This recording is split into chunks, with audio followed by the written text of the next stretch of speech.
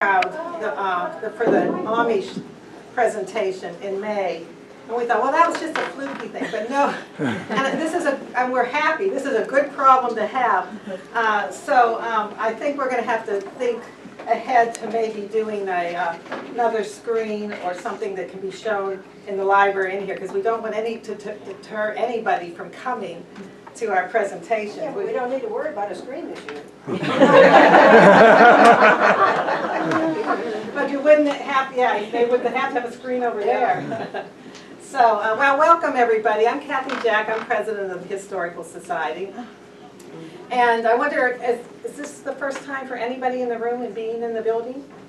Okay, well, I encourage you, before you leave tonight, we have a lot of the volunteers here, to take a look around. We have 3 floors of museum exhibits. And this is our 25th anniversary this year. So we're doing some special things, try to do something every month. From now until the beginning of December, we are in an exchange display with Lawrence County Historical Society. Skip and I last Tuesday took over Hammered Aluminum to their museum in Newcastle. And they brought over their Shenango china and pottery here. So maybe before you leave, you can take a look at their display there. We're going to have it up until December. We don't charge for our programs. We're just happy to have people come in the door and see our museum. But we do have a contribution box out on the counter, a donation box, if anybody's willing to make a donation. And also this year, with it being our 25th anniversary, we are running a capital campaign called 25 for 25. And if you enter and make a donation of either 25 or up to 50, 2,500, we enter you in a drawing that you can win an original painting or piece of aluminum, either by some of our local artists. That one right there is a Maud Williams, or Winder. This one here is Margaret Williams. You'll see one as you go out to the punch bowl. That one out there is Lillian Reynolds Rear, and then we have a piece of Arthur Armour aluminum. So we'll be giving away 4 prizes with that. So if you want an original piece in your home, please join us in our capital campaign. So and afterwards we have punch and cookies out there, so you can help yourself to that. So I'll turn it over to Skip now. Okay. I was given orders when we were preparing for this that I was not to mess up.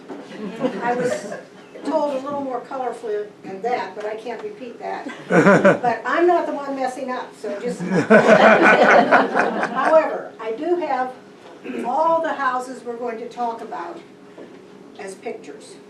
I know this is not, can you see? I know this is not ideal, but we're going to start and look at some of the houses in town. I've picked houses that to me have an interest. It's my interest, I hope it's yours. So we'll start with the oldest existing house in Grove City. This is on Liberty Street. As you're going towards Slippery Rock, it's right at the crest of the hill. This was built about in the 1840s. It was not built as a house. It was built as a business. And a Mr. Fleming, who was the first postmaster of Grove City, came and built this building for the first post office. As you look at the house today, there's a center door and then a window on each side. The original building had 3 doors. One went to the first post office, one went to the first grocery store, and one went to the office of a tannery, which was in the backyard. The family lived in the basement. It stayed in the Fleming family until Mr. Young bought the property. And if you old-timers remember Young's Dairy, he had the dairy in that building. But an unusual thing about it, and an interesting part of this building, there was a side door that went up to a room on the 2nd floor. You can see the 2nd floor. And that's where, in 1876, the first classes for the Pine Grove Select School started, and that was the forerunner of Grove City College. And it had a modern convenience in this building. It had a trap door in the floor that went to a trap door on the first floor. They were probably held together with a leather strap since there was a tannery there. And you pulled the one on the second floor and opened the one on the first floor. You could drop a bucket down into a cistern and get water to take upstairs. This building stayed in the Young family until Jim died, probably mid-1990s. He's been gone a long time. The family offered it to Grove City College, and they didn't want it. So it's now owned by Gear, which is a local company. The house is not in real good shape. I don't know what the longevity of it is, but that's the oldest existing building in town. The next, pardon me? That's right in front of Gear where they Yes, have Yeah. yes, Yeah. yes. Going towards Slippery Rock a little bit, there is this large house on the left as you're going towards Slippery Rock. This was known as the Boots House. My notes are on the back. This is the Boots House. There's not a lot known about the family, and the house had been a rental. It had deteriorated and was vacant by the 1970s and was going to be torn down. It was going to be purchased by the Little Christian Missionary. Sorry. Say it's not me.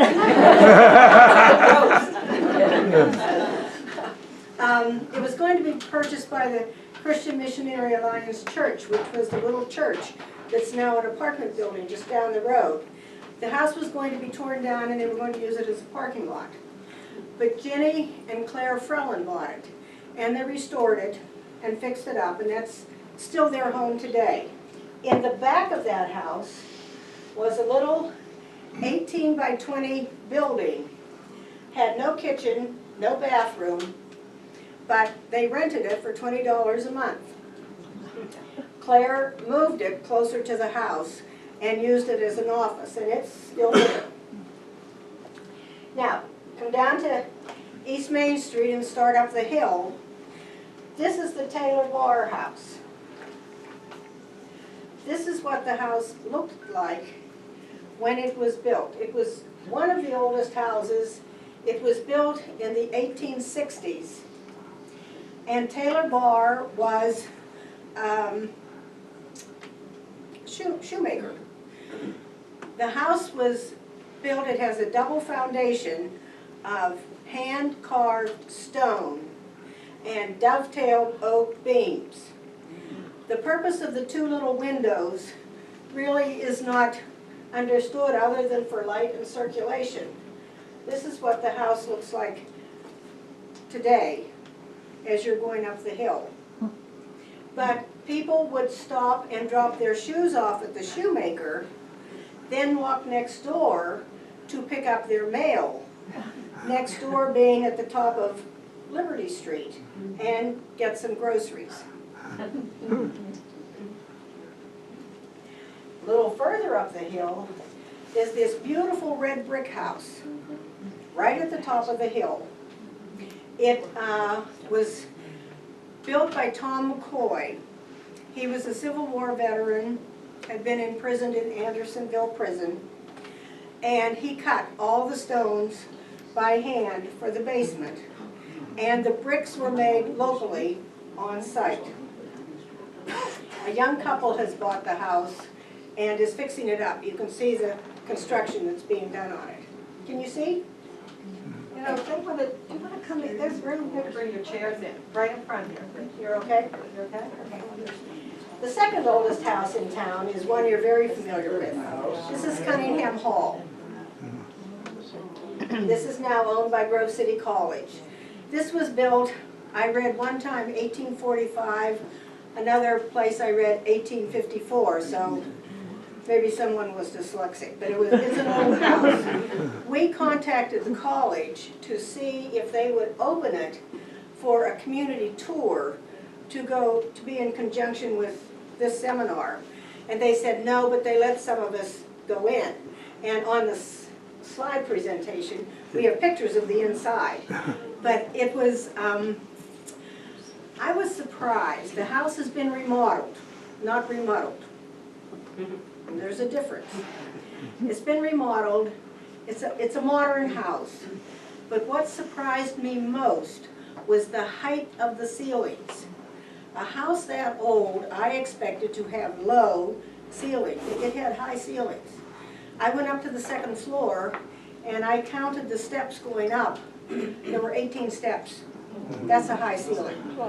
Beautiful crown molding. The woman that is in charge of facilities at the college doesn't really know if it's original crown molding, but also the windowsills are about that deep and they're marble. Beautiful. The furniture is not antique, but antique type. The coverlets on the beds were in conjunction with the period, so it was very tastefully done. As I say, I have pictures of the inside, but it was remodeled and it was very tastefully done. Then we come a little further on Main Street, and we come to what is now the Stewart House. This house was built in 1896, and it was a dormitory for Grove City College women. By 1920, Dr. McClellan bought the house. He was a medical doctor, used it as his office and his home. In 1930, J. Howard Pugh wanted to put a gas station where this house sat, which was at the corner of South Broad Street and East Main Street. So Dr. McClellan bought a house two down and moved the house. Tore the house down that was there, cost him $2,000 to move the house, and he moved it down the street. They added a porch on the back, a sleeping porch, which a lot of Grove City houses have. They added the sleeping porch, and Patch McClellan, whom some of you may know, and his friends played up there, and they called it the Bull Day Athletic Club. And that's where they hung out. It remained in the McClellan family until 1983, when Teddy and Bob Cowan bought it and turned it into the Red Rose Bed and Breakfast. Then it became the Snow Goose Inn, and now it's the Stewart House. It is a guest house for the college. And continuing out Main Street, we come to the house that was built by Mr. Welch, W-E-L-C-H. A lot of the shrubbery has been taken down since this picture was taken, so you can see the house better now. But it was, he was the Burgess of Grove City when Grove City was incorporated in 1883. So the house, when this was taken, had been divided into 4 apartments. And one of the tenants was a gentleman named Gene Eshelman.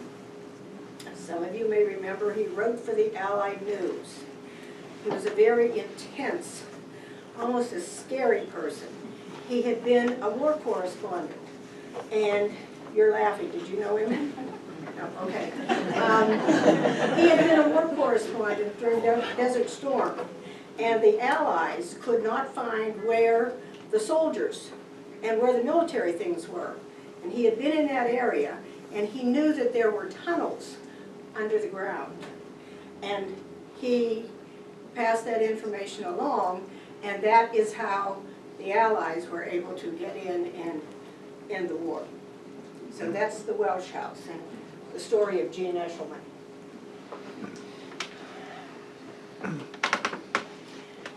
The first hospital in Grove City is at the corner of Stewart Avenue and West Main Street. It looks like this today. But this house was built by the Pearsall family in 1889. Mr. Pearsall was a lumberman from Clarion County. The woodwork in this house is absolutely spectacular. Just beautiful, and marble floors on the first floor. It had 22 rooms in it. Just beautiful. In 1902, they sold the house to a family named Firth for $5,000. Now the Firth name will come up again. But in 1907 to 1909, the Firths sold the house to the hospital, and it became the first hospital. An operating room was added to the back, and it had a marble floor with a drain in the middle so that the blood could run down the drain. In 1922, the hospital built the Grove City Hospital, which is now the nursing home, and they sold the hospital to the Black family. The Black family lived there as their home until Ruth Black died in 1995 or 96.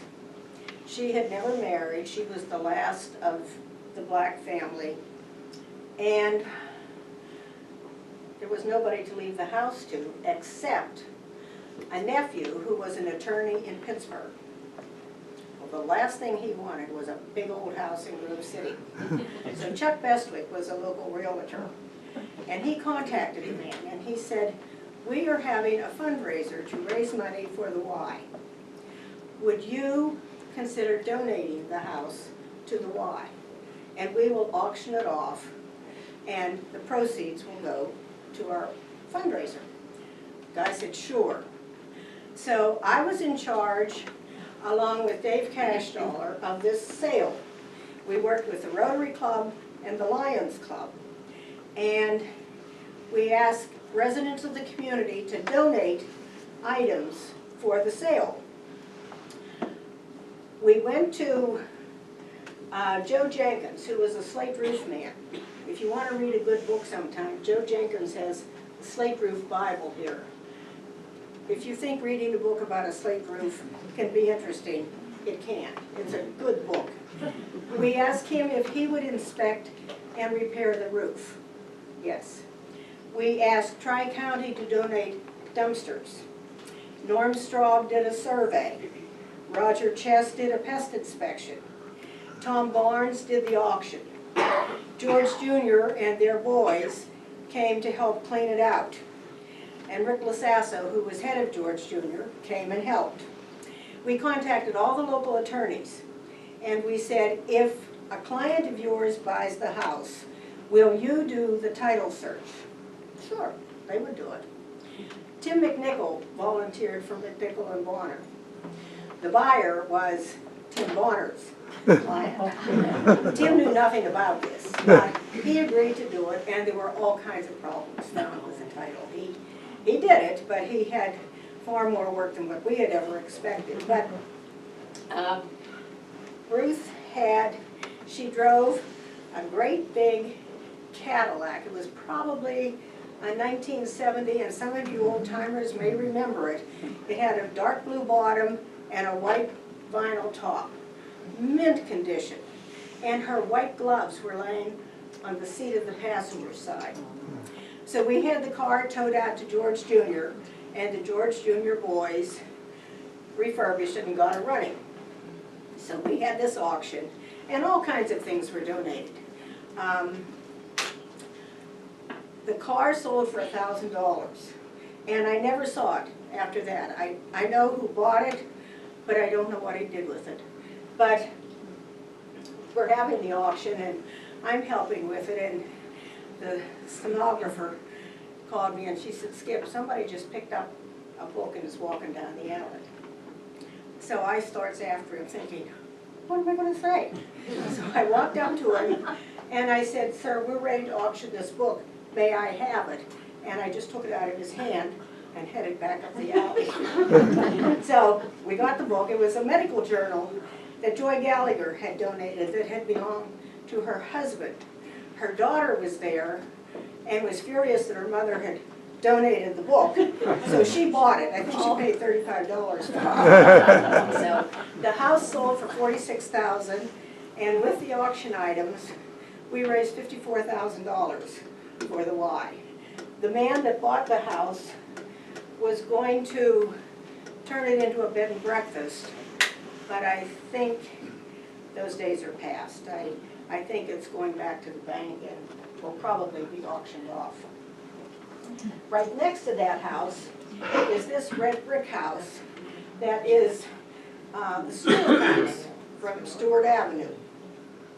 At one time, this was a duplex, but it is a single-family home now. In the back of this house is the Arthur Armour shop, which is on the alley. Now, Arthur Armour at one time owned this house, but he sold it about 1966.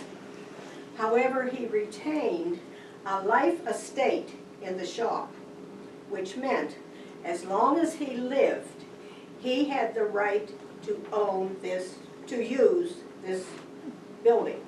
When he died, the building reverted back to whomever owned the house. So it's the late 90s, Arthur is sick, and Tom knows, Tom, his son, who is a member here, Tom knows that his dad doesn't have long, that he's going to lose control of the shop. Not the contents, but the building. So I knew the owner of the house. He was a metallurgical engineer from, retired from Carnegie Tech, Gaylord, Eber Gaylord. And I went to him and I said, are you interested in selling? And he said, yes. So we worked it out. Arthur died before the sale was finished, but they had an agreement drawn up and they were able to work it out that there was no problem. Tom owned the house then and still had control of the shop. He tried to subdivide the shop because the shop is not really an asset to that house. He tried to subdivide the shop off. The lot was not big enough to take a chunk out. He tried to give the shop to the borough as an antique building, but he wanted to retain the contents. Well, the value is in the contents, not the building. So it sits as it is. We don't know what the disposition of this is going to be, but yes. Arthur Armour, he was an aluminum crafter. Maybe we'll have to have a seminar on the aluminum industry. Yes. He was an aluminum crafter, and there's a lot of his aluminum around here. Any aluminum that you see that is anodized gold was Arthur Armour's. He started there in 1933, and he continued. He closed in 1976. Out here we have a great big plaque on the wall called the Stag and Doe. That's one of his signature pieces. Yeah. Then turn onto Stewart Avenue, and there's this lovely brick house. One house off West Main Street. They don't really know who built it. There's very little known about it.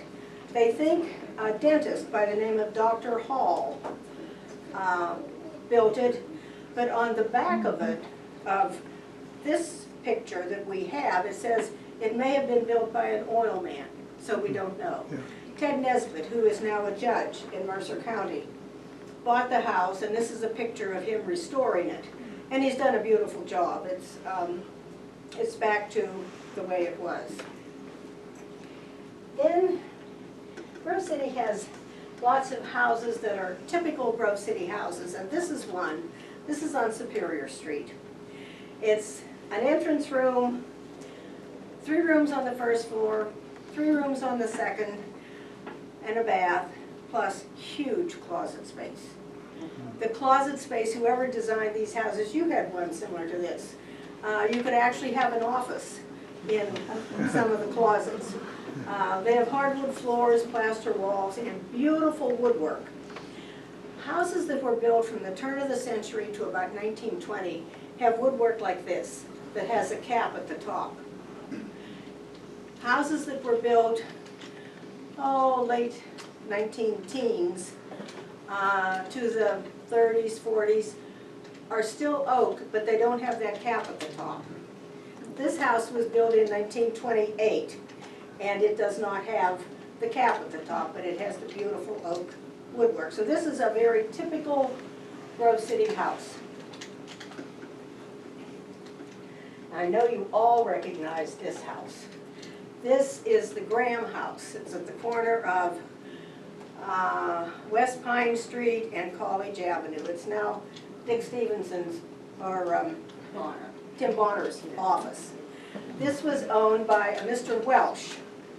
Graham, and he was president of the school board. And if you've been in the house, it has a lovely foyer with beautiful woodwork, and the stairway goes up to a landing and then on up to the second floor. And the children in the neighborhood used to get together and put on plays on that landing. And of course, the signature of this house is the gorgeous stained glass window that you see as you're coming into town. Back a block, there is this lovely home that was built in 1895 by Charles Rowell. He was the commandant of the military attachment at Grove City College. He owned the house and he sold it to a Dr. Kelly, who was a dentist.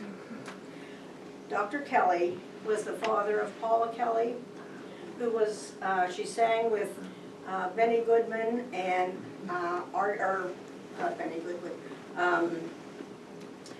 Modern Airs and Glenn Miller. So she was a local dignitary. They sold it to Ken and Judy Mills. Ken was an assistant superintendent in Grove City. And we just got word last week that Judy died. She was 81 years old. Lovely, lovely person.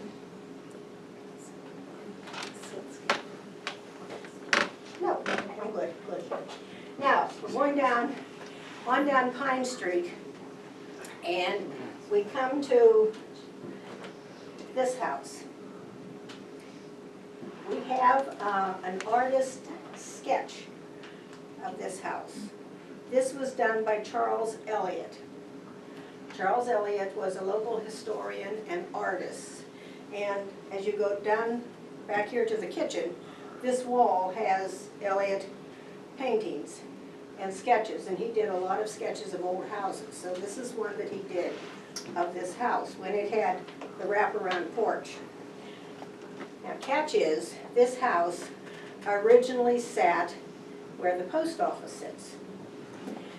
The man that owned it, McConkey, started saving wood in 1883 for this house. He built the house in 1889. Sewers had not come into Grove City yet, but he knew they were coming, and so the house was all plumbed, had the bathrooms in, it was all plumbed for when the sewers came. All he had to do was connect to it. In 1932, the government came to him and said that they wanted to build a post office in Grove City, and the post office was to be in the middle of town, and that house sat in the middle of town. Could they please buy the house? And, well, what are you going to do? Well, they're going to tear the house down and put the post office there. And he said no. They negotiated and ended up, they kept the house but sold the land. And you've probably seen the pictures, it's in the slide, of the house being moved across the bridge. It was on Memorial Day weekend in 1932, they jacked the house up and moved it across the bridge, but it got stuck. And it was stuck for 3 days on the bridge. To get it unstuck, they had to take off the porch. But they got it unstuck, and they put it on the foundation, and it's still sitting there just as nice as you please. The porch is, again, taken off, but there were a lot of houses moved in the 1930s, and this is one of them. The people there at the Pengrove Hotel were fit to be tied because it was a holiday weekend, and Pengrove was the stop between Pittsburgh and Erie. And people would come, stop at the Pengrove, have lunch, and go on up to Erie, and then stop on their way back. And they couldn't get to the Pengrove because there was a house on the bridge. I think it took me 20 years to get that picture. And we were having a cemetery tour down in the old Presbyterian cemetery, and we came to the McConkey grave, and I said, by the way, if anyone has a picture of this house stuck on the bridge, please give it to me, and we had it the next day. Someone had it, I just hadn't asked them. And it's downstairs in our postal room. Afterwards, if you want to see it, it's down on the table. Downstairs, yes. Now, we go on down Pine Street, and Pine Street in the early 1900s was known as the Champs-Élysées of Grove City, because that's where the movers and shakers lived. This house was built by Fred Fithian, who was one of the principals of Cooper Bessemer. Hans Senholz lived there for many years after the Fithians sold it. It's a brick colonial, and the Fithians put a two-story addition on the back because they had a large family. Next door to it was the English house. R.E. English, who was also a principal at Cooper Bessemer, and there's a picture of the house right there. William Bavard, who was a retired Presbyterian minister, painted street scenes in Grove City, and that's one of the houses. This had an open porch when it was originally built, and Mr. English bought his wife the first electric covered car in Grove City. On another corner, this was known as the Big Four, the four big houses, was what used to be the funeral home, was the Carruthers house. Again, a principal at Cooper Bessemer, and this big oil painting is Jack Carruthers. So this was their house. It was built on 2 lots in the Monroe Plan. That's what that area was called.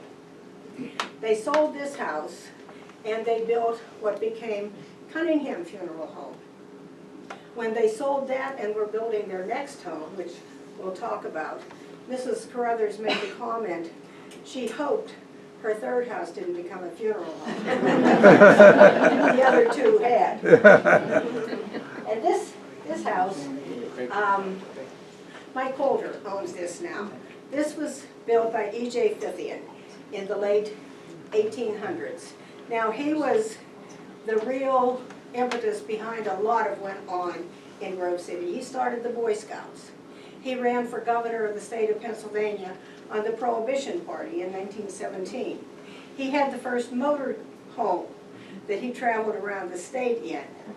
And did I say he started the Boy Scouts? Okay. He brought Wendell August to town, and he built houses for the people who came with Wendell August.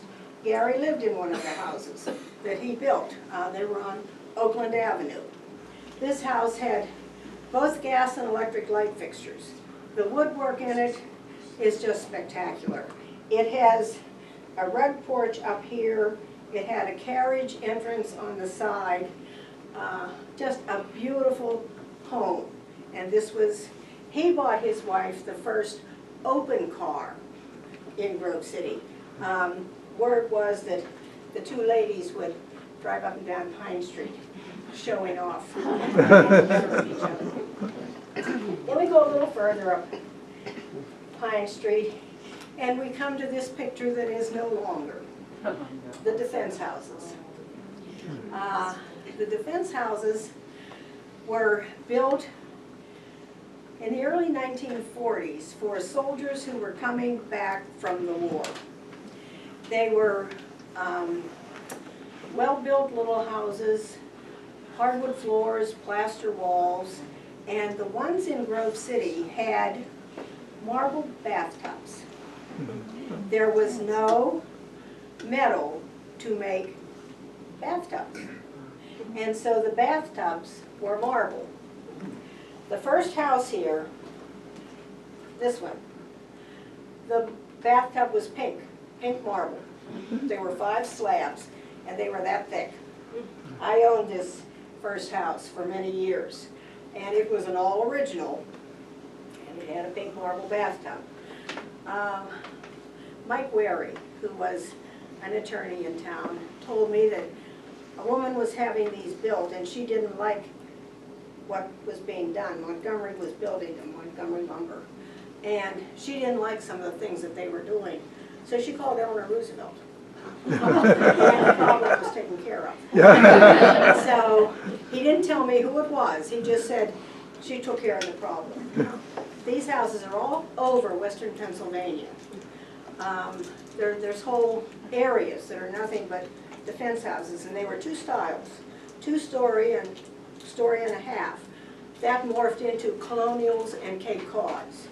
So these houses, unfortunately, there's I think 2 left on this strip, but there's still a lot of them in town, and they're just neat little houses. They were affordable, they were well designed. This is another house that you could have a small office in one of the closets on the 2nd floor. They were so big, so they were just nice little houses. Going over to Lincoln Avenue, this is a picture of a traditional Dutch colonial. It's owned by Patch McClellan. Remember we talked about the house that his father owned on Main Street? Well, this is Patch's house now. And it's a very traditional Dutch colonial. It was originally built by one of the Harshaws. And in the early 1900s, Ed and Cliff Harshaw decided, they were insurance and real estate people, and they decided to develop the eastern part of Grove City, namely 4th Ward. And so they enlisted the help of Fred Coker, who was the local horticulturalist. And Fred and the 2 Harshaws laid out the boulevard. And if you drive through there in the spring, it's like going through a botanical garden. It is beautiful. The plantings, the trees, it has no sidewalks. It had fancy light posts. It was just a very gracious, beautiful area. It has 3 mansions, and then it just has an interesting assortment of houses. Sometime you need to drive through that area slowly and look at it. Of course, we all know the mansions. And then there was the huge Harshaw house that sat on the curb that Ted and Gloria Hines lived in for many years. But then there's little tiny 2-bedroom houses. And so it's just an eclectic cluster of homes. It really makes for a delightful neighborhood. We get to the mansions. This is the first one. We know it now as the Kettler House, but Bud Carruthers built that. Remember, his wife didn't want it to be the 3rd funeral home? He built this, and Eccles was the architect. And Eccles is still doing work in Grove City, so they're a long time company. This house was built in 1926. They lived there for several years, and in 1932, the Carruthers sold it to Mike Pollock, who was, I think, a treasurer at Cooper Bessemer, maybe? I think. Well, I'm not he certain. worked for Cooper Bessemer. Right, yeah. And he traveled a lot. Maybe he was a salesman. He traveled a lot. They had 5 children. Mrs. Pollock did not like living out in the country with so many kids and her husband away a lot. So they sold the house to Mike Wary Sr. Mike Wary bought the house, then went and told Kai, his wife, that he had bought a house. I don't know if any of you knew Kai Wary. She was a delightful lady. She cut her grass herself. They lived in the corner house on Woodland and Oak Hill. There's a beautiful little brick house. That's where they lived. She cut that grass herself.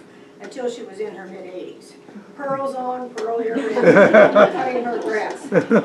She took one look at the house and she said, I'm not moving. So here he's stuck with this house. So we ran into Weir Kettler on Broad Street, and he said to Weir, I just bought this house and Kai won't move, do you want it? So Weir said, well, he looked at it and he said, well, that might be fitting president of the Grove City College, so he bought it. They kept it for 20 years. Then, of course, he married and moved across the street. But the house then went to his son George, and just within the last few years, Alice Kettler died, and the house has been sold.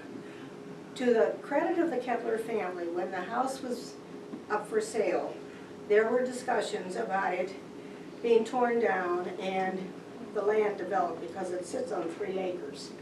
And I asked a daughter-in-law about it, and she said, oh no, no, no. The house will be sold as a home.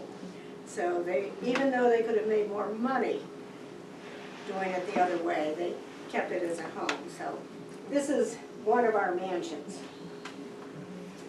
The next one, it sits at an angle on the corner of West Washington and Woodland. This was built by Fred Fithian. Remember the Fithians down on the corner, the big 4. It's interesting that the house sits at an angle. I tracked down the daughter who was still living in Philadelphia, and I called her because I had heard that her mother had fired the architect. She wanted the house situated at an angle. He wanted it parallel to the street. And she fired him. So I called, her name was Margaret Bavard. I called her and I said, is this story true? And she said, well, I don't know as my mother fired him, but they did have a disagreement. Her mother wanted the house situated at an angle so that the sun would shine in the house all day, morning and night, and it does. I've been in it, and the sun shines through it all the time. The family had either 4 or 5 boys. She was the only girl. The boys took care of the grass, but her job was to weed the weeds out of the stone sidewalk that went up to the house. So she, I don't know if she's still living. She was in her mid-90s when I talked to her, and she had fond memories of living up on the boulevard. The third mansion is this. This was built by Montgomery, from Montgomery Lumber. It's built of Indiana limestone. And again, the woodwork in the house is beautiful. It did justice to being built by a lumberman. He was driving to Florida to pick up his wife, and he picked up a hitchhiker. And apparently he had a large diamond ring that he wore on his little finger on his right hand. And the hitchhiker shot him, killed him, cut off his finger, and stole the ring. Threw the body over a hill and drove on to Florida in his car. The body was eventually found, and the man was caught and was prosecuted. But you know, we've had 2 prominent men in Grove City pick up hitchhikers and die. Harlan Anderson was going to Youngstown, and he picked up a hitchhiker on Interstate 80. And he was killed, and the man took his car and went on. So don't pick up a hitchhiker. Not a good idea. Then we come down the hill on Woodland, and it's hard to see this house. This is the Circle House. This is the way it was a few years ago. This house was built by John McCune. Suzanne Howard owned it when this picture was taken. John McCune, again, worked for Cooper, and he set the house in the middle of the road. The house is built of fieldstone, and they hired Mr. Campbell, who owned the Campbell Dairy, up where Hillview School is. And they paid Mr. Campbell $1 a load to bring the fieldstone to build this house. He would come down Madison Avenue, make the turn onto Woodland, and go up and go around the house, and drop off the load and then continue around the circle, which probably developed into the circle. He was saving money to buy engagement and wedding rings for his girlfriend. They cost $100. He delivered 100 loads of stone. I called Mrs. Campbell, who lived in the big house by Hillview, and I said, do the rings still exist? And she said, oh yes. The daughter has them, they're still in the family. Interesting, John McEwen was an influential man in the town. He donated the land for the Catholic Church on North Broad Street. And they were considering putting a bridge across the creek. And he did not want the bridge to come across the creek and straight up Woodland Avenue to his house. He didn't like that straight shot across the creek and up the road. So, and Jim Perry, who owned the radio station, told me this story.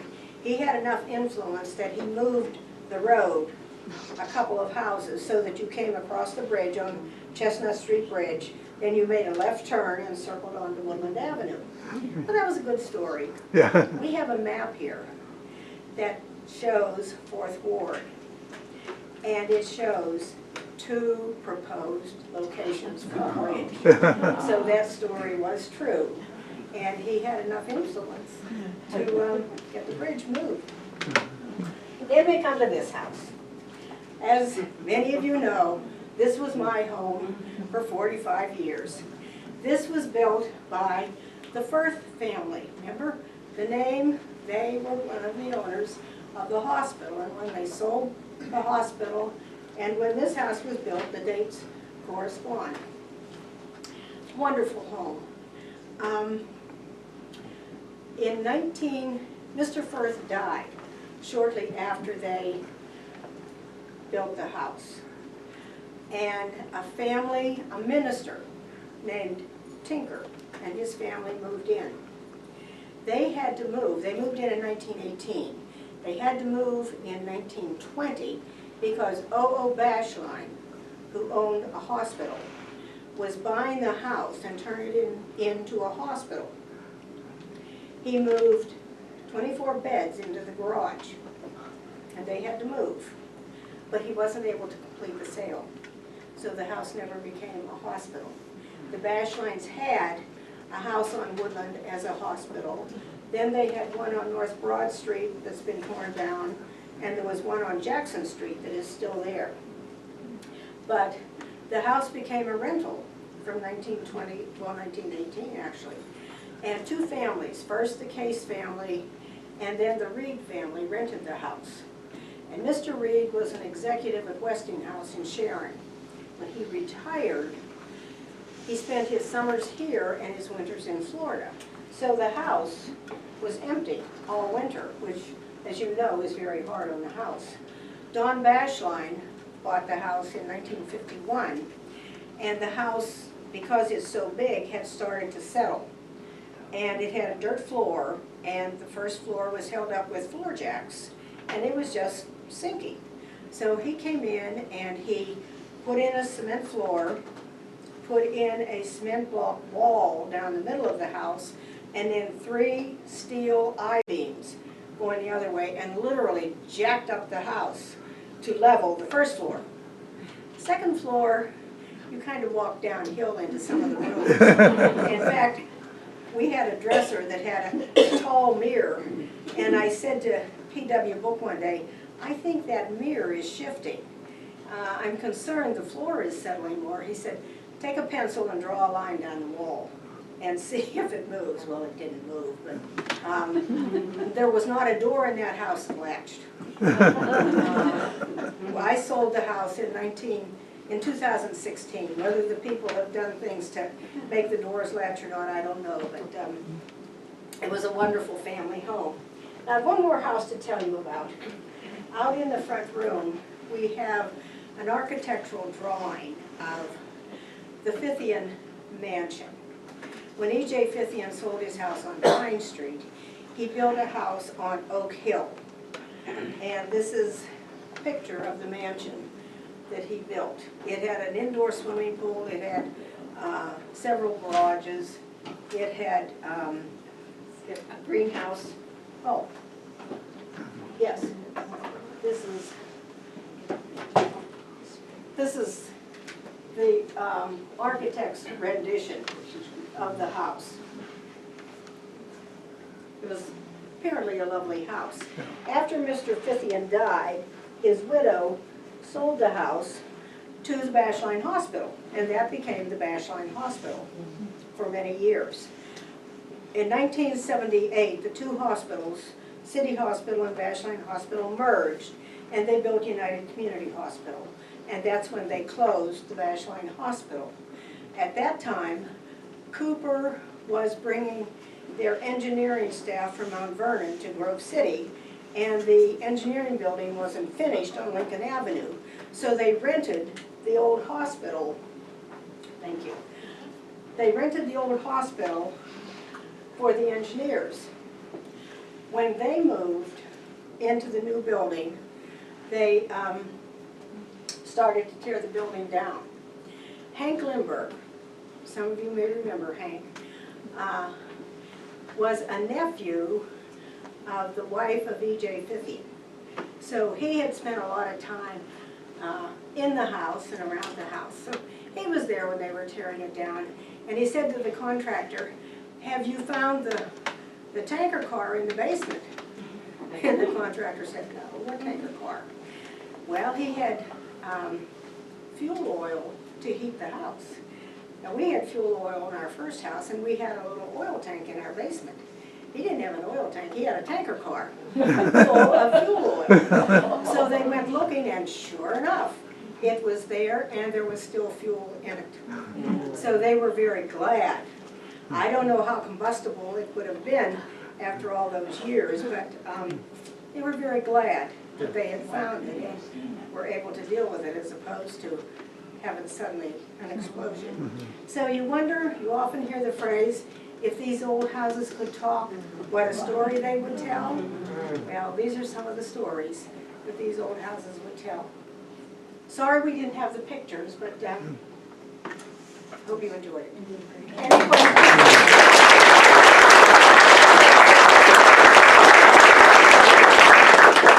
Any questions? Yeah. My first question is just, how are you so brilliant? But that's another, this is amazing, thank you. But were any of the houses, like the Superior, the house on Superior you said was sort of the typical Grove City, were any of these Sears Roebuck houses? Yes. Yes. Do you know much about how that came about? I don't know much about them, but there are some that I suspect were Sears Roebuck houses. And one thing I forgot to mention, and it was my own house that I forgot to tell you about it, this house was known as a hell house. If you look at, especially going out West Main Street, there are many houses that have L-shaped porches. This house had an L-shaped porch. And on the slides, we have a picture of it in 1918 where you could see the porch. These houses were built by a contractor named C.C. Floyd. He was a Scotsman, and he could not say L. It came out as hell. And so they became known as hell houses. So this was a hell house. And go out West Main Street and you'll see a lot of them. How do I know all this stuff? I listened, I talked to people. You know, Hank Lindbergh told me the story. Annie Starrett told me the story about my house. And I've read the books.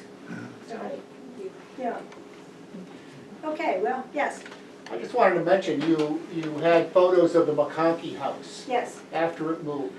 Well, my wife and I, our entire family lived at 155 East Pine Street for 25 years, and that's the house, that's the white brick house next to the Fithian house.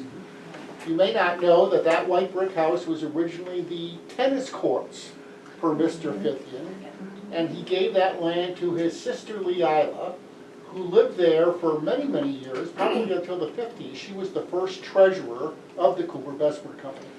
But I wanted to mention about McConkey. I got to know and spent a little time with Marion McConkey. She lived at the Pengrove Hotel before she died. And one day she just said to me, she said, "You know why I have this room?" And I said, "No." She said, "Because I grew up in the house across the street, and I wanted this room so I could look out my window and enjoy the house I lived in for so many years." And you know what else? When she went into a nursing home before she died, she left her stuff in the room, and the people that owned the Pengrove found diaries, Civil War diaries, that had belonged to Reynolds Craig, who was a relative. And he was in the Civil War, and he kept a diary every single day of everything that happened, and we have them. And we had a young man who did an internship for us, and he transcribed them. And we have the originals in acid-free containers, but we have a copy of the diaries here in our library and a copy up in the military room that you can sit down and read. Yeah, she lived to be about 100, and she helped paint the painting that's on the side of the building where Yard's Antique was. She was still living, and they got her that she was able to do some painting on that building. Can I tell you one more story about her? The reason we met is our daughter was doing a history project in middle school. And we learned that Marion knew quite a bit about the Spanish flu of 1918. And so we interviewed her one day, and she told us a heartbreaking story. I think she said, I've never checked this out, so I don't know how accurate her memory is, but she said she was in the 6th grade. And every day they came to school, the teachers would rearrange the desk chairs so that it didn't look quite so empty for all the children who had died. She was really an interesting person and a very sharp memory. She started Girl Scouts in Grove City. E.J. Fithian started the Boy Scouts, and she started the Girl Scouts. Yeah. Yeah, she lived to be, I think, 100. Yeah. Any other questions? Well, sorry that I could just use these pictures, but I hope you enjoyed it. And there's cookies and punch out.